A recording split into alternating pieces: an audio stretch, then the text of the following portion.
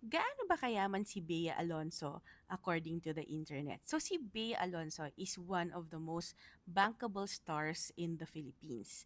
Sumikat siya dahil sa mga romantic films at dahil dito nag-gross ito around 3.15 billion or more than 50 million US dollars, making her one of the most richest actress dito sa Pilipinas.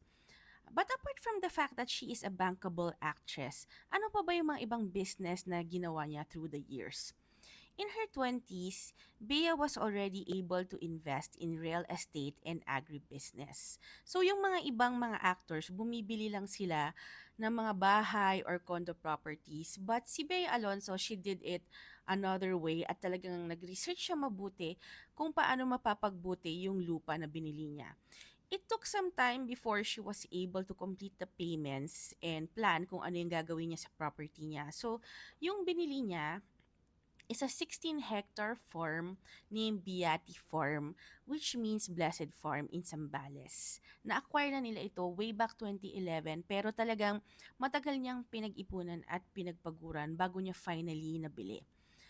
Bata pa lang siya, very sure na siya kung ano yung gusto niyang bibilhin at talagang pinag-ipunan niya mabuti. And after niya nabili, she made sure to turn it into a sanctuary that it is today. So buti na lang nabili niya yung farm na to because during the pandemic, it proved to be very good or wise na investment, lalong-lalo na nung nagkaroon ng mga lockdowns. Then after that, isa sa mga sinasabi rin na investment or associated brands kay Bea Alonso is the Santa Lucia Land Properties. I'm sure siguro nakita nyo na yung mga advertisements niya sa social media.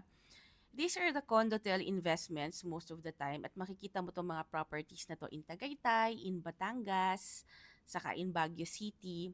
At hanggang ngayon, is siya sa mga brand ambassador ng Santa Lucia Land. Pag titingnan mo yung mga social media platforms ng Santa Lucia Land, yung mukha pa rin ni Bea Alonso yung nakalagay. Because she is really an effective endorser. So, after that, hindi siya tumigil na mag-invest sa Pilipinas lang. She also researched kung saan yung bansang magandang bumili rin ng property. And one of the things na na-decide niya is to also buy a property in Spain. And nakabili siya finally ng 30 million pesos no worth ng property doon at dahil dito naka-obtain siya ng Spanish residency. So, kasi sa mga hindi nakakaalam actually, mas madali sa ating mga Filipinos to also become homeowners there after kapag may certain amount of money na ma-reach tayo sa pagkakabili ng property.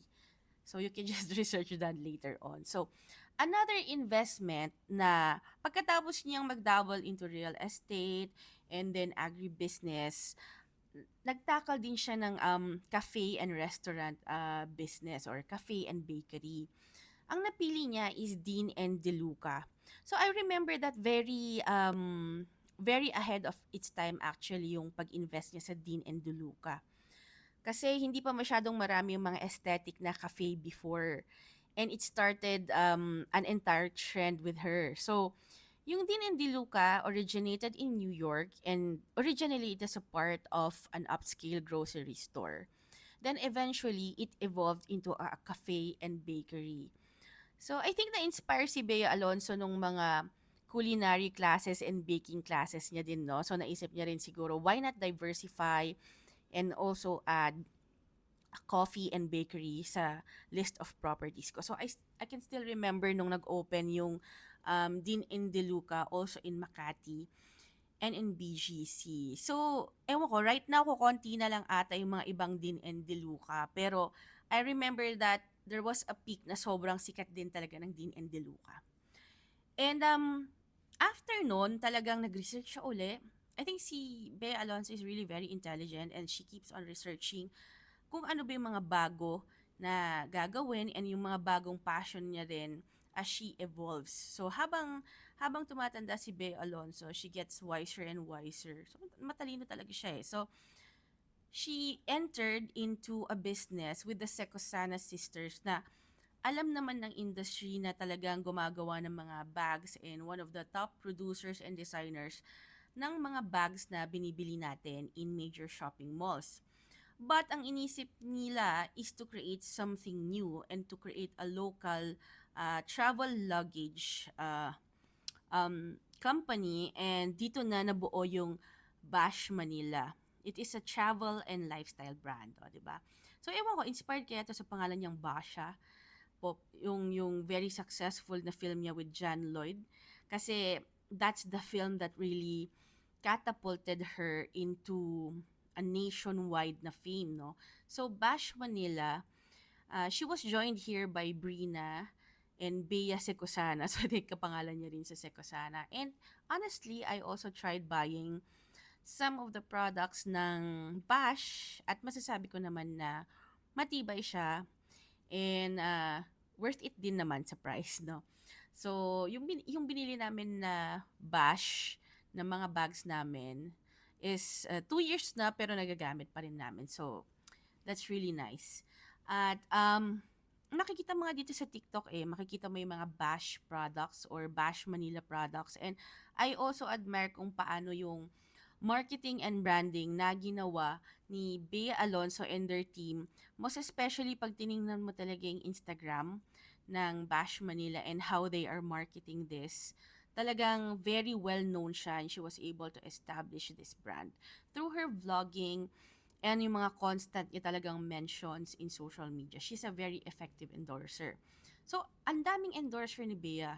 I mean, ang daming endorsements ni Bea, and that includes Head and Shoulders, My Diamond, BPI, Cetaphil, and more. So, you cannot deny na pag in-endorse ni Bea Alonso, maaalala mo talaga. So, that is the reason why. So, ang sabi nila, ang total net worth niya na estimated nila online is around 2.4 billion pesos. Kasi pag magbabasa ka ng mga articles or if you will read the articles about Bea Alonso, they will usually mention this. But of course, this is just a conservative parang estimation nila ng worth niya based on the movements and properties na nilagay niya. So estimate lang to, there is no way really to determine kung totoo ito.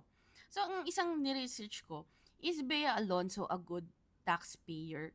So natuwa naman ako kasi sa mga news, sinasabi nila na very consistent si Bea Alonso as a top taxpayer in QC. So sila nila Ann Curtis, top taxpayer talaga sila dito sa Pilipinas. So it's really good that kasabay nung pagiging active niya sa business, alam niya yung social responsibility niya and she is paying her tax well.